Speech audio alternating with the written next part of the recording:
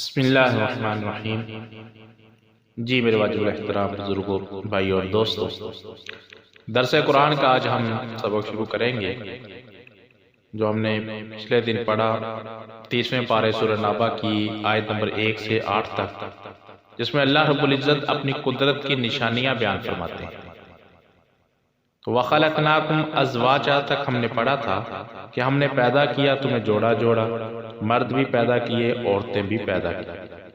9ویں آیت وَجَعَلْنَا نَوْمَكُمْ سُبَاتًا، اللہ رب العزت ارشاد فرما رہے ہیں وَجَعَلْنَا نَوْمَكُمْ سُبَاتًا، اور بنایا ہم نے تمہاری نیند کو آرام کا ذریعہ۔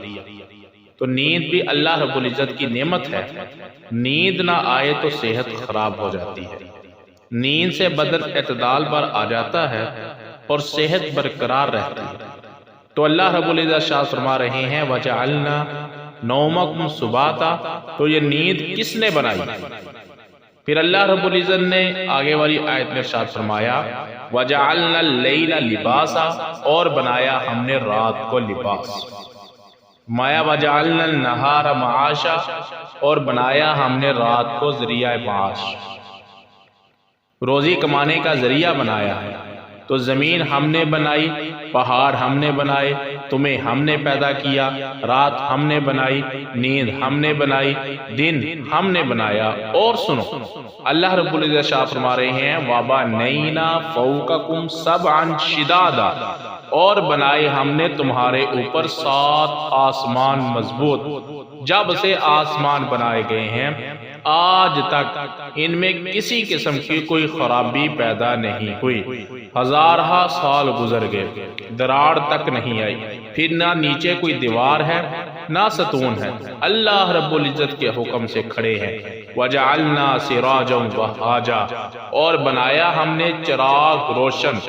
سورج کی روشنی سے کون انکار کر سکتا ہے؟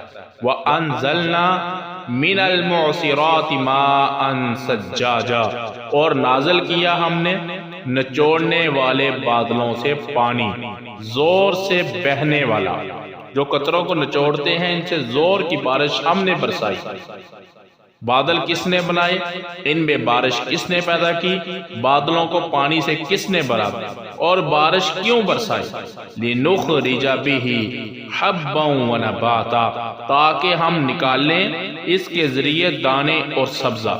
تو یہ اللہ رب العزت ارشاد جو فرما رہے ہیں لِنُخْرِجَ بِهِ حَبًّا وَنَبَاتًا وَجَنَّاتٍ الْفَافًا، اور گنے باغ، ایسے باغ کی ٹہنیوں پر ٹہنیاں جڑی ہوئی۔ یہ باغ کس نے پیدا کیے ہیں؟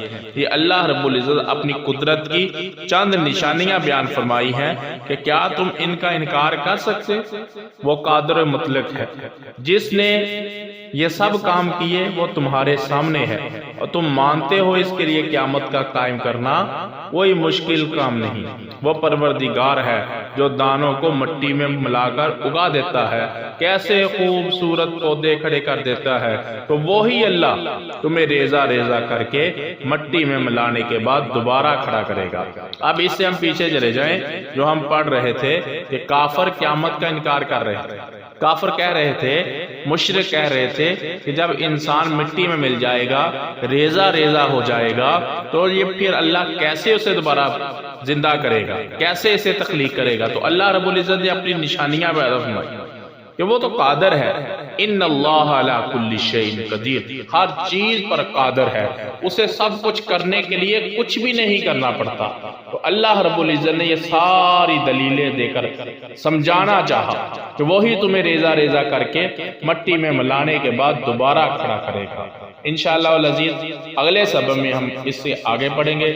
اللہ رب العزت ہمیں سن کر سمجھ کر اس پر عمل کرنے کی توفیق عطا فرمائے۔